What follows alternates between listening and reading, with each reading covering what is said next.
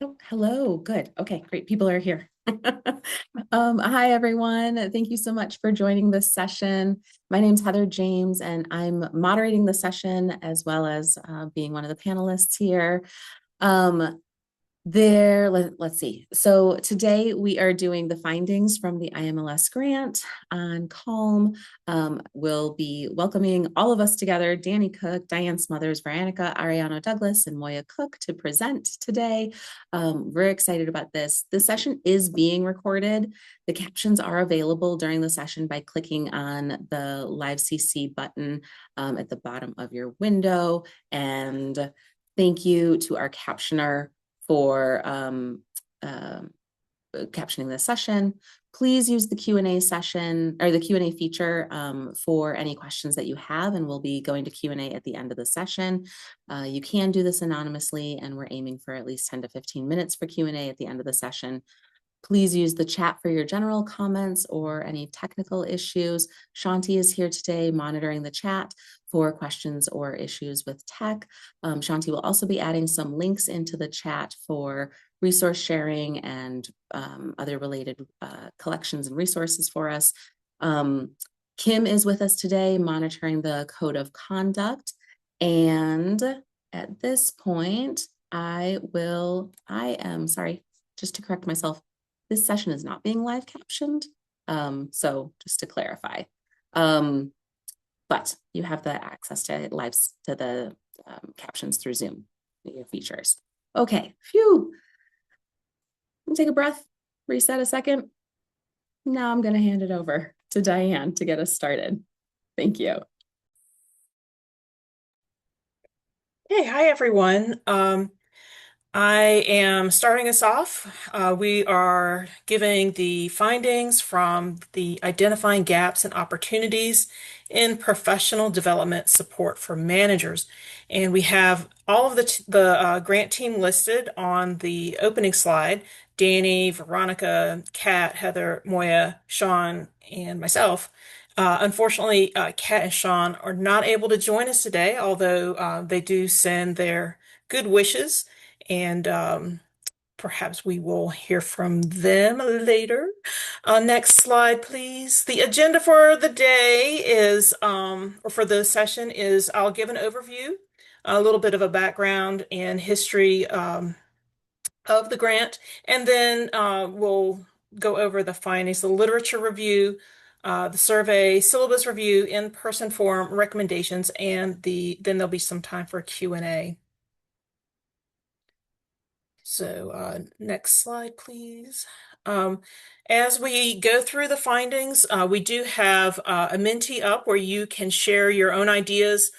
We encourage you to use our finding as a guide, but you should also share any new or emerging ideas you may have. There's a QR code up on the screen for you, and there's also a link that's been dropped into the chat. So for the overview, next slide, please. Yeah, thank you. So this project, first of all, was made possible in part by the Institute of Museum and Library Services Laura Bush 21st Century Librarian Program. The grant is expanding the impact of the Conference of Academic Library Management, identifying gaps and opportunities in professional development support for managers. And this grant evolved from our work on Calm. So from the feedback that we've received over the years after the conferences have been in place, we had a lot of comments and suggestions, and this led us to multiple discussions, like what else could we do? We do this conference, but is there anything more that we could do? And what would be meaningful to support, meaningful in support of the field? So all of these discussions led to this grant proposal and helped us look at possibilities for the field. So next slide, please. So our objectives with the grant was to identify the professional development needs of academic library managers, and we wanted to engage with a wide variety of perspectives on library management with a particular attention to library professionals from historically excluded communities. We wanted to collaborate with academic librarians and organizations interested in person-centered management principles to map a professional development program for academic library managers. And ultimately, we wanted to be able to create a sustainable and equitable set of recommendations to facilitate opportunities for professional development in person-centered management practices. So that is just the brief overview, and now I'm going to hand it on over to Heather for the lit review findings. Great, thanks, Diann. So part of our project was to scan both the professional literature from our field as well as comparatively with related fields who might have a body of work around how professional development occurs for leadership and management in their area, so that we might be able to bring ideas into the rest of the project. A big thank you to Shawn Smith-Cruz, who was the collaborator with me on the lit review portion of this project, and many, many thanks to all of the work that she put into that. As we looked to the literature review, this was primarily focused on looking to figure out both the content priorities for professional development for managers in our own area and comparable sectors, but also to look at the mechanisms for delivering that professional development. So twofold priority set. What we did find, to be brief and give lots of time for the other segments of the grant project, was in short that libraries love cohorts where other sectors tend to focus on competencies. That is extremely reductive, just to make it fit on the slide. But to focus, there really was quite a bit of mention in our own professional literature about how relational our desires are for professional development, that cohorts and cohort model courses, as well as direct mentoring relationships, are not only the norm, but also the preference in our profession for how we develop ourselves. In other sectors, and to relate, those other sectors that we looked at were computer science and IT, nonprofits in general, higher education writ large, as well as kind of searching broadly through some other slightly less related areas like healthcare and a specific search for Indigenous leadership training. So as we looked across the literature in these bodies, we saw that many other sectors that are related to libraries tend to focus on an outcomes-based or metrics-based competencies model, and that the delivery might be secondary to that. So certainly mentoring and to some degree cohort programs showed up there, but even just individually delivered training modules that might be depersonalized from a human relationship were also the sorts of mechanisms that were discussed in that literature. In general, it seems that we all want the same things in our professional development, that when we think about priorities for developing, we're thinking about strategic thinking, communication, advocacy, ethics, and that there is an ongoing discussion in especially the library literature about the distinction between capital L leadership skills and qualities, as well as compared with management or professional development skills.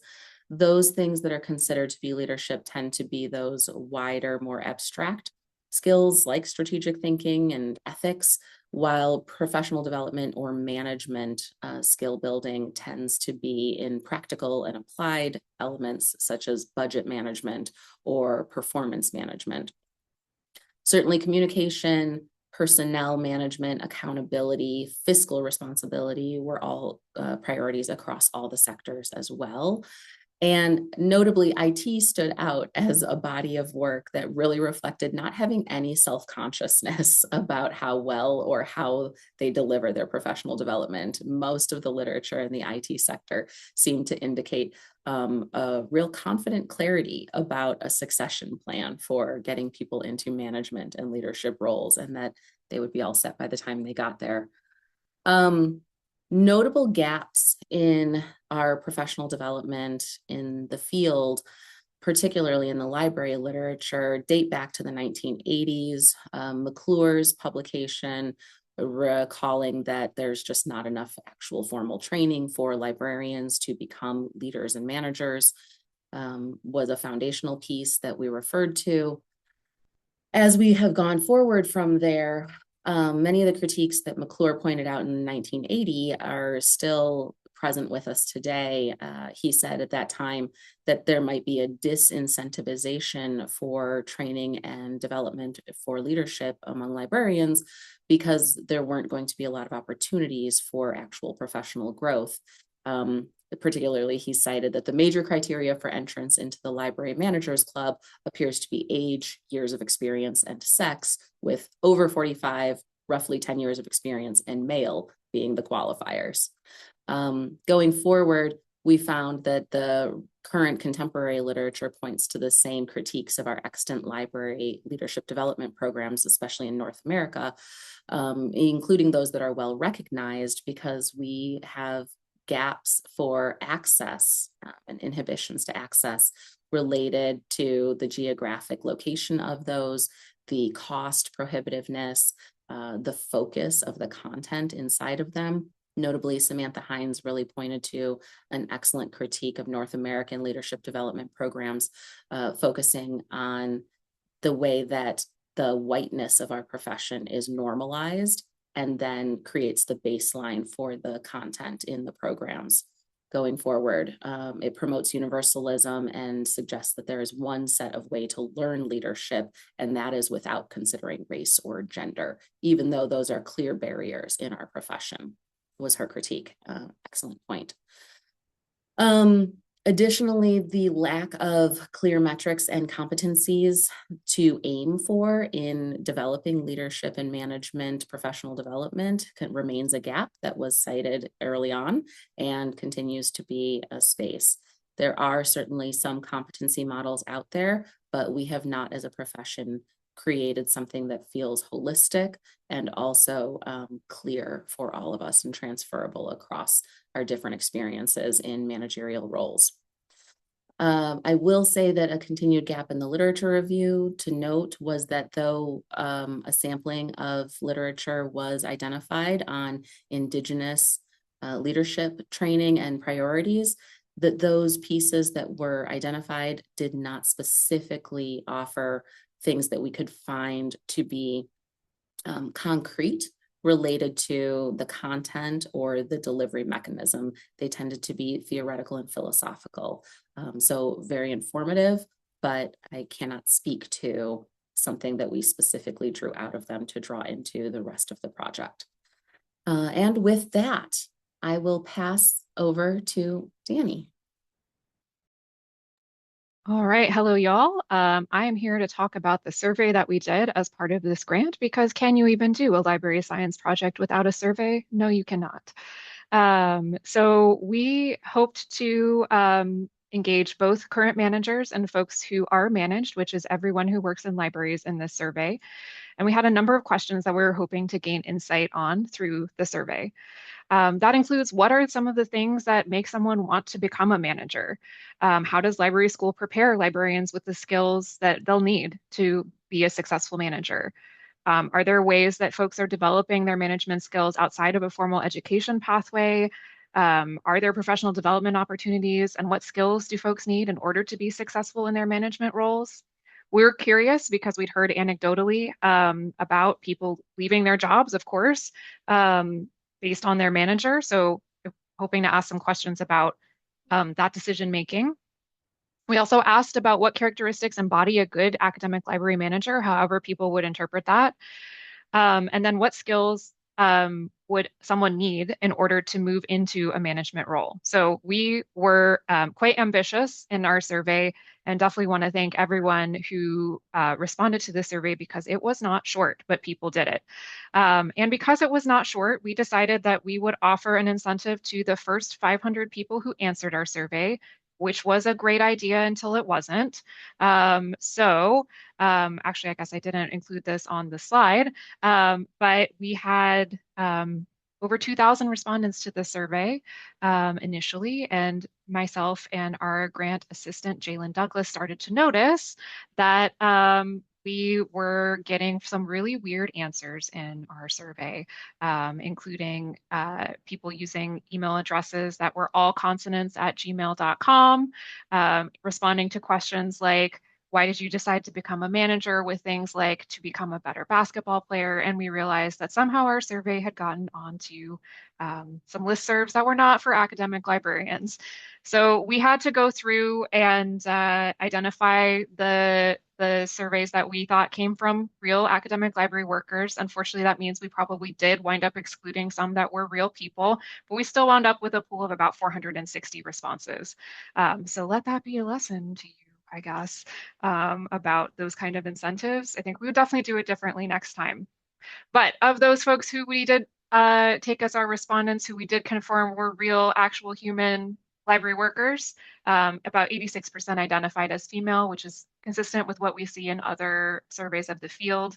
70% about between the ages of 35 and 54. Most of our respondents do hold an MLS or an MLIS, and about 85% identified as a manager. So unfortunately, some of the exclusions that we had meant that we had fewer folks who are not currently managers in our final pool. About 20% work at majority minority serving institutions. So we did try to get a wide representation of folks per our initial goals for the survey. And then in terms of job classification, most of the folks who responded were faculty librarians in some way, followed by 25% of staff classified librarians and then administrators. We did also have a pretty significant portion of professional staff responding. We definitely have an overrepresentation of doctoral university respondents. That is actually similar to the CALM registrants as well. So we would love to hear more from folks who work at other four-year institutions, community colleges, et cetera. But these tend to be the more well-resourced folks. So to the question of what factors contribute to academic library workers' decision to become a manager, the most common responses were a mix of altruism, but also things that were for themselves. So first, that they wanted to grow their career in management and leadership. So kind of, it was part of their career path and goal, followed by wanting to contribute to organizational culture change. And then finally, I think a real answer is I wanted to earn more money. And this is a significant pathway for people to be able to achieve that within our field. In many cases, you will top out on a salary scale after a certain point, and there's no way to extend beyond that without taking a management role. So interesting to hear that that was the primary reason for 12% of people. Like, that is a real experience that folks have. Most people did describe that they had made an intentional choice to take on a manager role, either through an internal recruitment or by moving institutions. But we also heard from folks who were moved into a management role not by choice, and they did tend to be more unhappy about that situation, as you might expect. One of the interesting findings that we had was that about 36% of current managers did have prior management experience prior to coming in to working in libraries, and that those people were more likely to become managers faster than those who came up strictly through academic libraries. So that prior management experience does often make a difference, both in terms of people's access to management roles, but their interest in management roles as well. We asked folks why they thought, if there were any reasons that they couldn't be the best manager that they could be. And I think something that resonates with some of the things we've heard at this conference is about 31% said it was the culture of their library that was preventing them from doing the best job that they thought they could do. So while we definitely have heard from folks about the ways that they can assert agency in their middle management roles, there are often structural policies that prevent them from doing the things that they might think best. The second most common reason was time to focus on management work, as folks often are managers, but also doing kind of the day-to-day work of librarianship. Interestingly, only 20% said it was a lack of professional development, but we'll explore that a little bit more. And then we also asked the whole pool if folks had left a job due to their manager. About 40% said yes, which is consistent with national trends. So we know that managers make a big difference in people's decision whether or not to stay in a role. So making sure that people can do the best job that they think they're able to do is key. All right, there's a lot going on this slide, so I will describe to you what you're looking at. So we asked folks what they thought the most important managerial skills are. Consistent with what we've heard across this conference as well, conflict management, number one. So having those difficult conversations, being able to help people move past conflict, et cetera. It's number one by far, followed by organizing and planning, and then working well with people and counseling and mentoring. So many of these things that we might consider soft skills were highlighted as things that were most important for managers rather than things that might be taught in library schools like budgeting. When we asked managers what they wished for in terms of training, the large majority asked for those soft skills as well. So you can see emotional intelligence and self-awareness, communication and interpersonal skills, and conflict resolution and management are the areas where people feel like they have the biggest gaps. And then there's a pretty big difference between those three areas and things that are kind of the more traditional leadership and management education, strategic planning, organizational skills, delegation and task management, et cetera. We also asked folks what they thought the most important managerial values were. Number one, communication. So we're really seeing some consistency across all of these various metrics, all of these various questions, with a focus on being relational and person-centered. So communication and self-awareness, followed by integrity and trust. Interestingly, you can see consistency and professionalism are towards the bottom of that list, whatever professionalism might mean. So some conclusions that we were able to draw from the survey. First, that if you have previous management experience, you're more likely to take management roles in an academic library and to take those roles earlier in your library careers. So folks who have had those opportunities before or had come to librarianship as a second career are more likely to be able to take those roles and have access to those kinds of positions. We were interested to see that the skills that are related to communication and interpersonal relationships are more highly prized than the tactical. So we think that there may be a disconnect between what's currently being taught for managers and what folks actually need. And we'll talk more about that in our next section. Formal management training is not equally available to all library workers. We definitely saw that those folks who work at R1 institutions or similarly large institutions may have more opportunities to receive formal credentialing and access to things like leadership trainings that are away from work than folks who work in community colleges, et cetera. More folks said that they found high-touch informal learning, such as learning by doing, to be more effective than things such as taking a course. So things like mentorship, et cetera, which are more difficult to do and more difficult to arrange, but more meaningful to folks. And then one thing that I thought was very interesting is that folks who are currently managers have different perceptions about the skill gap than folks who would like to become managers. So what folks imagine that they might need to become a successful manager is not always what they find they actually need once they get into those roles. So we're going to explore a little bit more about what this tells us in terms of our recommendations in a little bit. But first, we're going to turn to what we learned from looking at library school syllabi. So Moya and Veronica, I'll hand it over to you.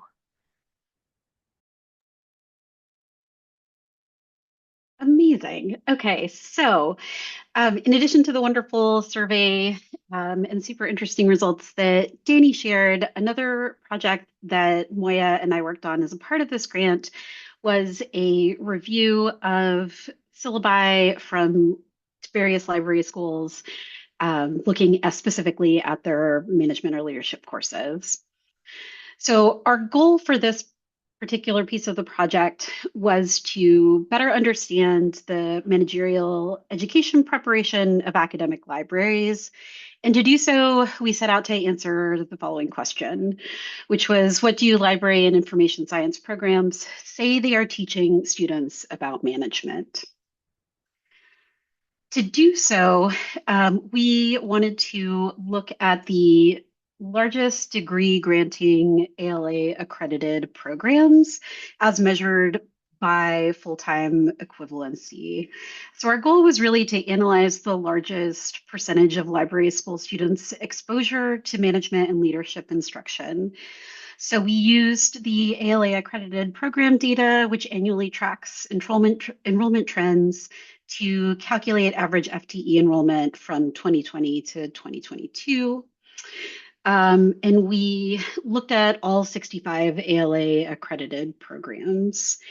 We narrowed in on 36 programs that either had the highest number of FTE as well as the only ALA accredited historically Black college and university.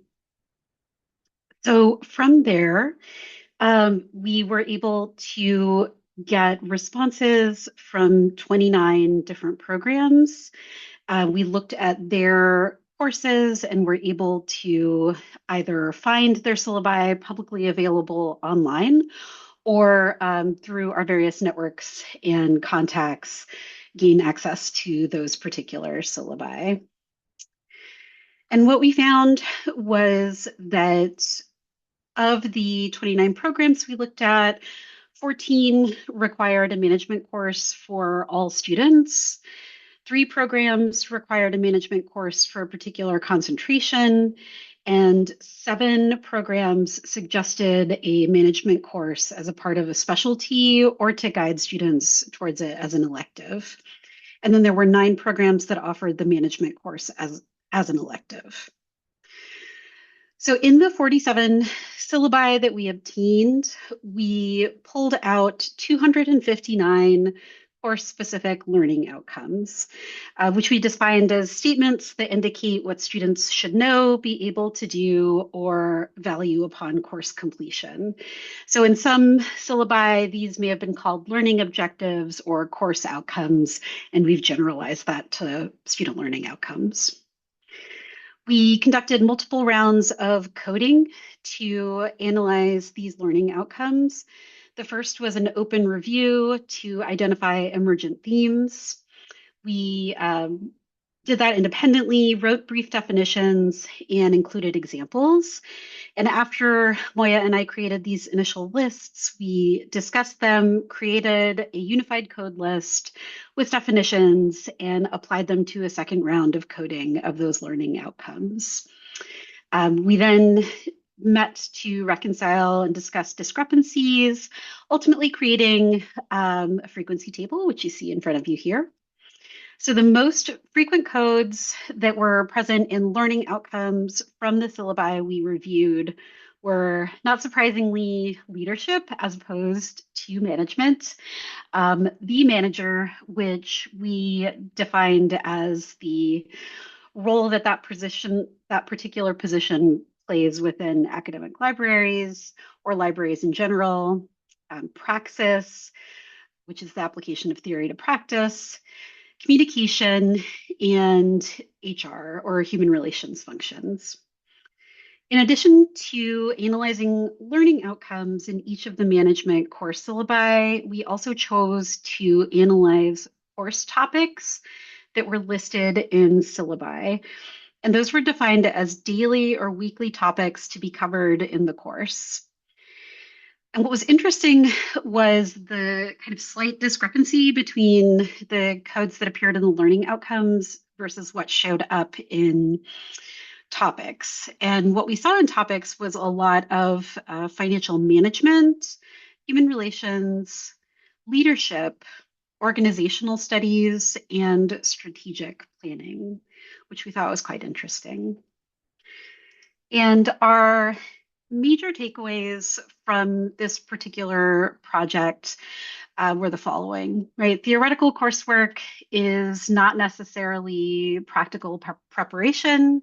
Therefore, faculty who are teaching these management courses in LIS programs need to be more realistic about the expectations that they set for students in the outcomes for their classes.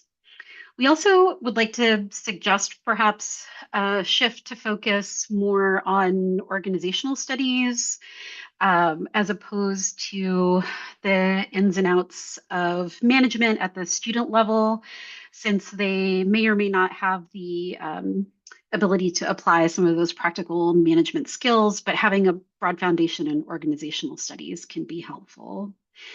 We think that it would be helpful for library workers to learn about being a worker in a complex institutional system, and that can help set a foundation for learning managerial skills and competencies later in their career.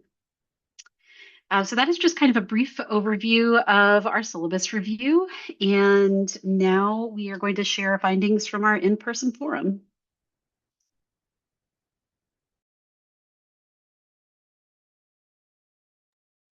Thank you. During the summer of, oh my gosh, I can't even remember now. My brain just blanked. 24. 24. 24. Thank you, Dani. During the summer of 24, the grant funded an in-person forum to be held at UCSD on the campus. For the in-person forum, I think we can advance. There we go. We were able to bring on Relinda Watts as a diversity consultant and facilitator throughout the forum. Relinda worked with the grant team in preparation for the forum and in some of the closing analysis after the forum, and really carried the flow and the space of the forum. Relinda's company is Relinda Speaks and was an amazing facilitator and partner for us in this project. Additionally, Jalen Douglas was the grant program and outreach coordinator and did so much work in creating communications and the assets of communication to keep us all connected and informed and promoting the forum as well as the work around the grant throughout her time with us. And we're so thankful to both of them for working with us as we went through this. In person that summer, there were 42 forum attendees. 20 were targeted invitations, including the grant team ourselves, and partners who had really endorsed the grant as an application to IMLS. Additionally, there was a call for applications describing that this forum would occur and inviting folks to share a statement around how they would be interested in it, what they thought they could share as a perspective in the forum discussions. 22 eventual attendees were selected by the grant team out of 223 applications. And really the forum was meant to be a massive focus group, an extended space, more than a focus group, obviously a forum, but that sort of extension from the data that was collected through the survey, the syllabus review, and the, at that time, in progress literature review, to find deeper discussions and let the open text of conversation really sprawl as it needed to answer these guiding questions. What does good and effective professional development look like? Meaning both what is the content and what is the delivery? And also, what does effective support for library managers look like? That might mean the formulation of the professional development, but it also might mean other extended programs and efforts to support library managers outside of formal professional development. Going into the forum, we knew that ultimately professional development is rather proliferant in our profession, but there's a real problem that had not been being solved. It currently is not being solved. We recognize it as a gap. What do people need to get beyond the baseline? And is that possible in our professional development? Or is it possible that lived experience is a critical component that we can't extract from professional development? Moving into the forum, we knew that we were working through thinking on questions of reflecting on our own opportunities for learning and development as managers, discussing our experiences as managers and library workers through that lens of person-centered management, and contributing to a preliminary plan for meaningful and unique national programs, whether that be through CALM or through other agencies as well, that could focus on enhancing management skills and fostering a management community of practice. You'll get to see some of the action from the campus all together there. There we are in front of Geisel Library. It was a really wonderful and amazing time together.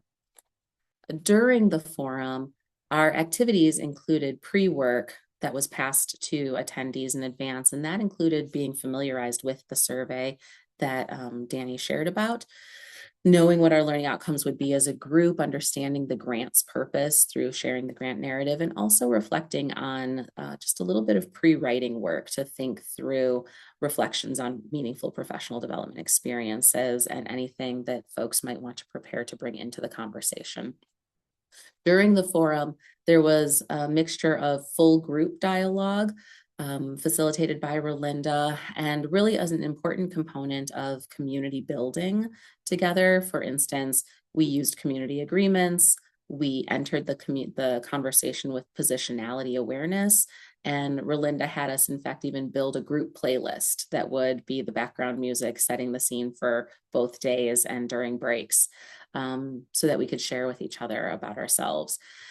The full group dialogue questions really focused on those essential questions of professional development experiences and what might be proposed actions to improve the professional development offerings in our area.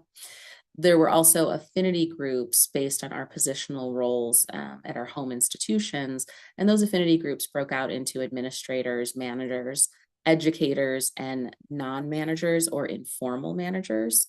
Recognizing that that is sometimes functional work that gets laid to people even without the positional title, and really giving people a space to reflect on their own experience in the role, as well as what they would like or to create in their role or would have liked to see in their role.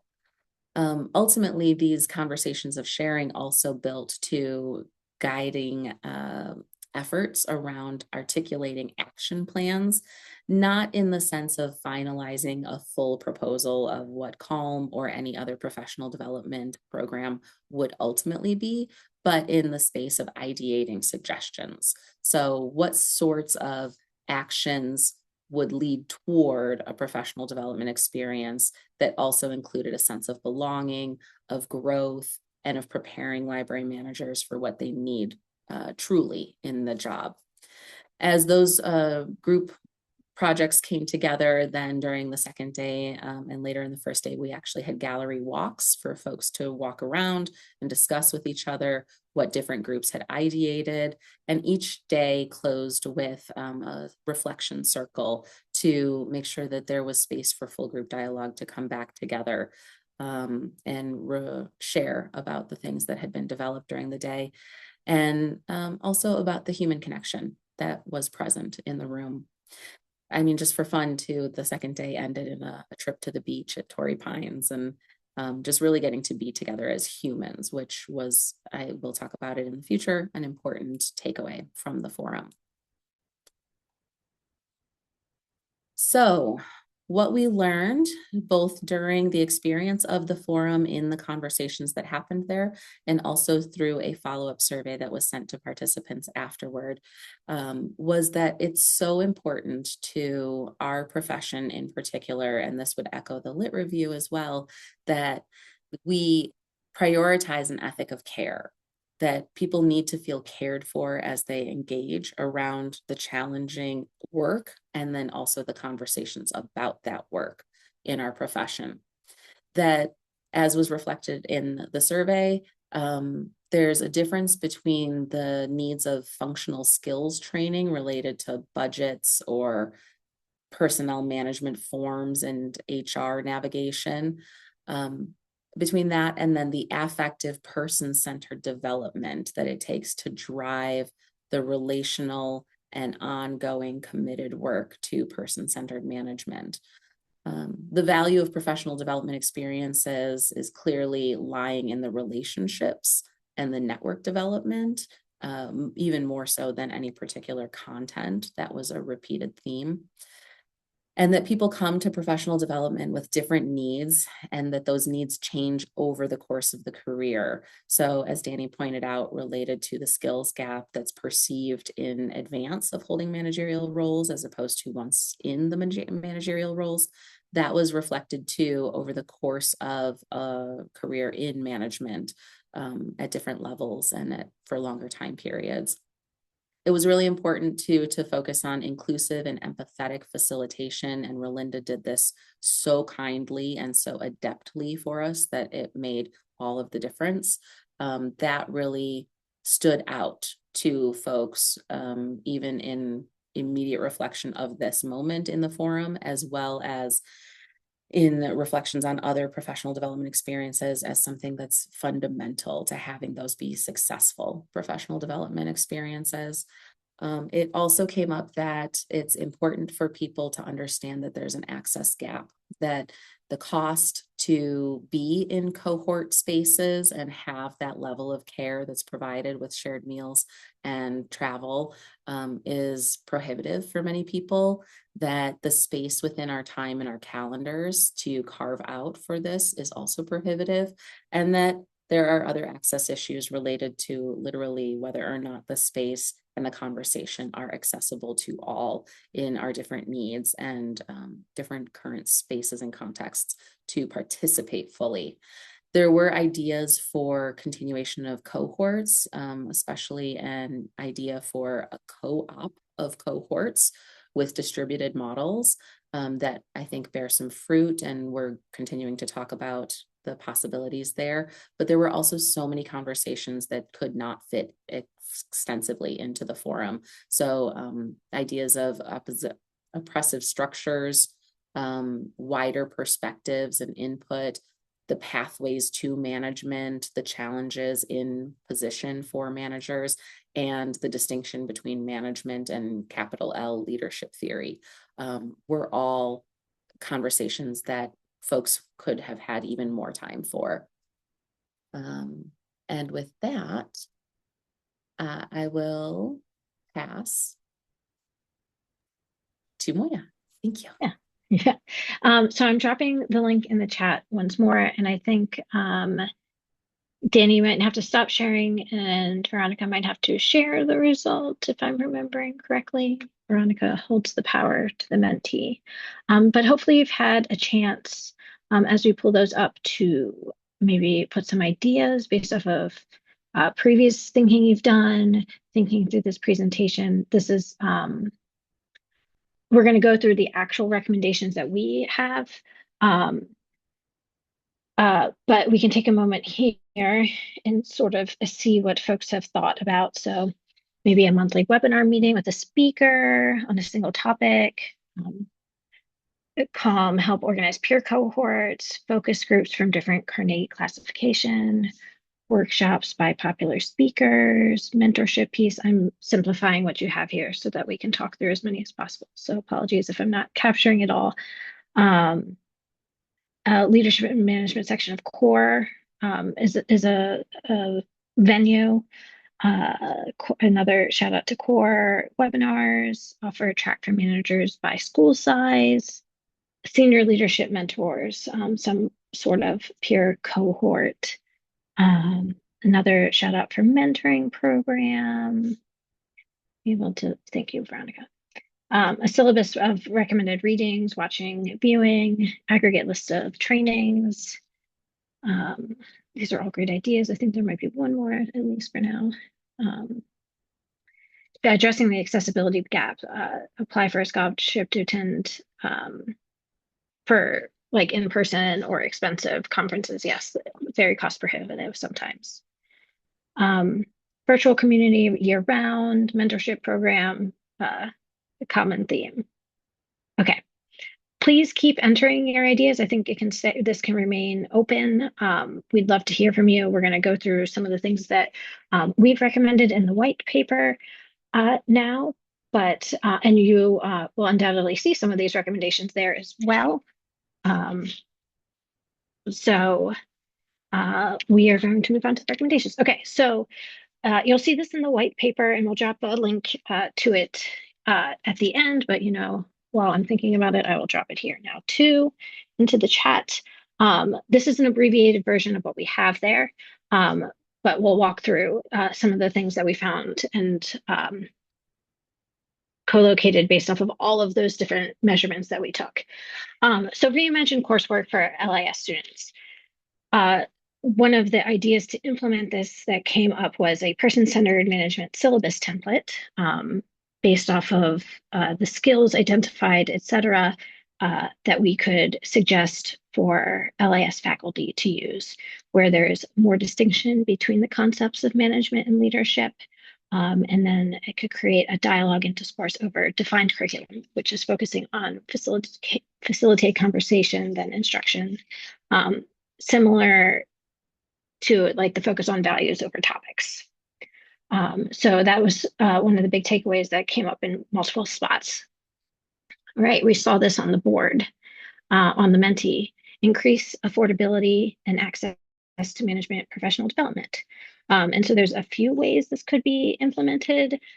Cultivating facilitators, coaches, and mentors, right? So we saw lots of suggestions for mentor programs, but that requires having skilled mentors, and willing mentors, and even sometimes a step farther with some coaching experience or facilitator experience, and creating systems that promote and train people into those roles. A crowdsourced repository of trainings and professional development materials for managers. Saw hints of this in some of the suggestions as well. Increased variety and specificity of topics available for professional development. And what I can say is one of the things, I'm pulling up my list now, that came up is a, let's see, 27 item list of proposed topics for professional development for managers. And it ranges from everything from the advocacy and value of libraries in diverse contexts, to conflict resolution, to peer assessment of skills, saying no, and documenting conversations and things that happen in work, etc. So the next recommendation is future research on the tasks and skills of managers. So you'll notice here across the recommendations, we're not targeting one specific group, because this is a collaborative effort of the whole field. So we're talking about how do things impact students, managers, employees, those who do LIS research, et cetera. We're trying to give some sweeping recommendations for everyone in the field. And this might include ethnographic self-study, weekly logs of managers. So, you know, a day in the life of a manager, and looking at those across multiple managers, to assess what skills are actually needed on a day-to-day job.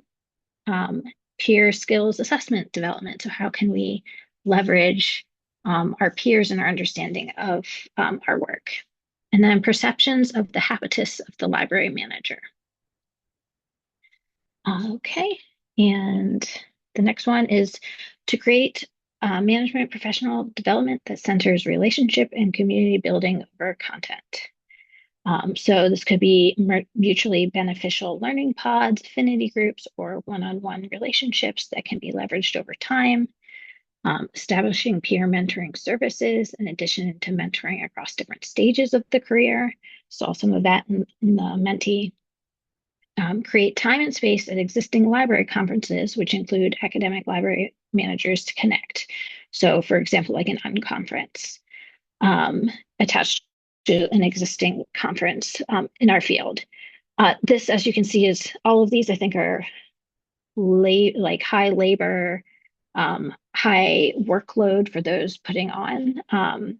But I think repeatedly, these were the top things that folks were asking for or wanted or noticed a gap in. And then finally, a need for defining alternative progressive career pathways that don't require managing. So providing additional pathways for promotion and compensation, recognizing increased responsibility and expertise outside of managerial duties. And then not equating being successful in a non-managerial position to potential to be a manager. So in other words, because you're good at job A does not mean you're going to be good in job B, which is a manager position. They require different skill sets usually. And there's an assumption that if you're good at one, you can progress on to the next. And so before we sort of jump to the last part of this presentation, which is questions, I want to emphasize that these are recommendations, and we are not, as a group and as Calm, taking ownership of these recommendations. We are putting them out there so that if you see something here that you are interested or excited about and want to tackle, these results and recommendations are for the community. They're not for us. So we're not trying to hoard any opportunities. We're just trying to identify possibilities, and maybe as a group we will attack one, but no one person or one group of people can do all of this. And so if you see something that sparks your interest, go forth and try it. That's all we can do as a field, is try something and see if it sticks. That's what we did here, and that's what we're hoping to put out there for you all to see and do as well. Okay, and so with that, we're going to move on to the Q&A portion. And as we do this, Heather's going to lead us through some facilitated conversation here, but please feel free to continue sharing ideas in the chat or on that Menti. Thank you. Please keep sharing to the Menti and to the Q&A. So we'll go ahead. There are a few questions in the Q&A. I think that this is largely to Dani around the survey, but there's a question. Does the study capture data about library workers who sought out or came in with other management coursework or degrees, presumably apart from their library degrees? Yeah, great question. The answer is yes, because I wasn't joking about the length of the survey. It was we asked a lot of questions. I don't have it in front of me because I'm sharing my screen, but let me try and get it and stop sharing my screen and see if I can pop that in the Q&A for you.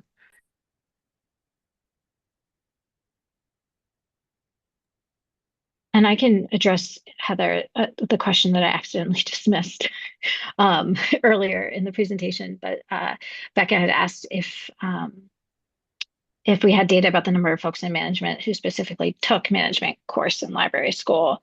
And the answer is yes. And I put the direct quote in the chat, but of the respondents who said they were a manager, about 60% identified as taking a class in library school on management.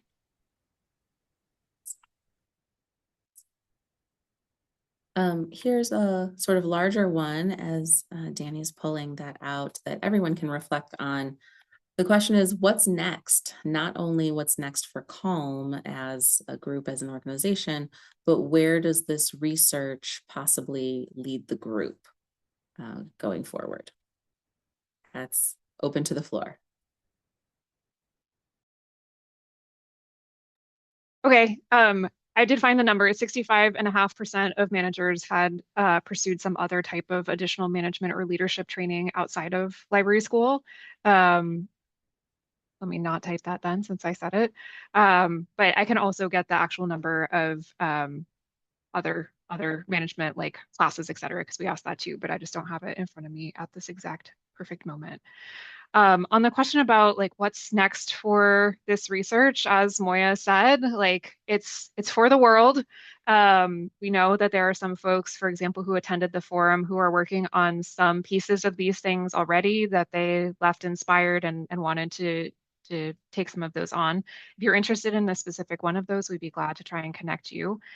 For Calm, I think we would like to tackle one of these, but we have been doing a lot of thinking and soul searching about how we make that happen. And we're basically like a loose confederation of librarians who care about management right now, and we think we need to become something more formalized if we're going to tackle one of these. So stay tuned for what exactly that's going to look like, but we would love to hear what you're interested in as well, to help us prioritize, and also, of course, to identify the people who will help us do this.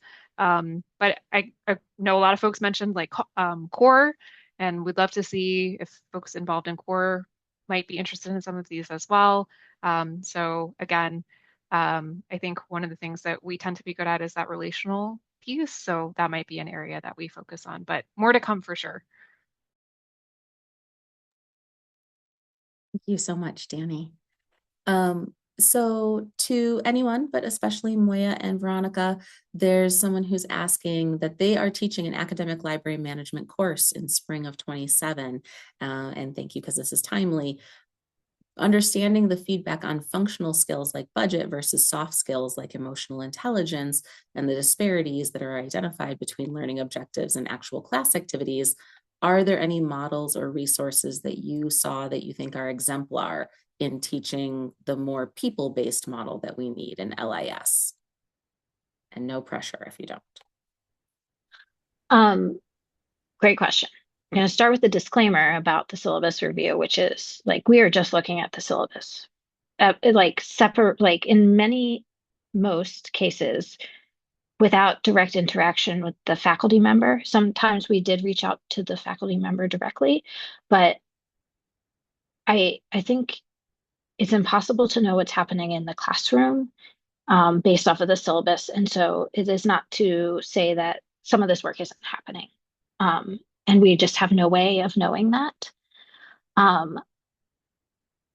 There are some models that I can recall pretty quickly that seemed interesting. They are, of course, the heavier lift, and those are the programs that offer concentrations in management and therefore have more courses, right? So they separate out the work across multiple classes, which allows for more space to do some of the quote unquote softer skills versus the harder skills. Veronica, did you have any additional thoughts to that? Really just building off of what you just said, Moya, there were some programs that had kind of special topics in management or special topics management seminars. And so every semester they were able to kind of do a deeper dive into like a particular aspect of management, which I thought was kind of interesting, whether it's like crisis communications or finances and project management or things like that.